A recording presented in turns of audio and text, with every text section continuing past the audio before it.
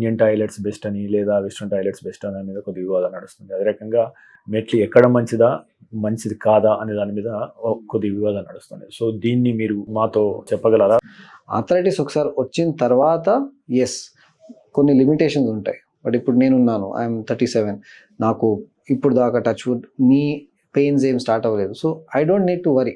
నేను ఎంతైనా stair climbing up and down చేయొచ్చు, ఇండియన్ టాయిలెట్ వాడవచ్చు, there is no issue. But slowly with time as you get into second half of life, అప్పుడు ఆ knee pain start అవుతే ఆ time నుంచి you should take the precautions.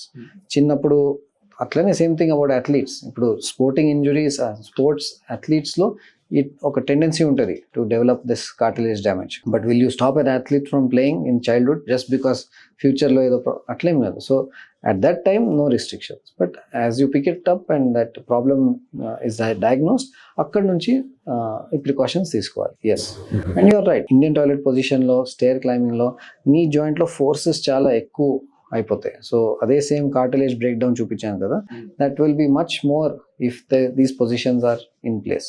So avoid చేయడమే better. మీరు తీసుకునే అదే మందులు, అదే నాణ్యమైన మందులు మెడ్ ప్లస్ బ్రాండ్స్ పై సగం ధరకే.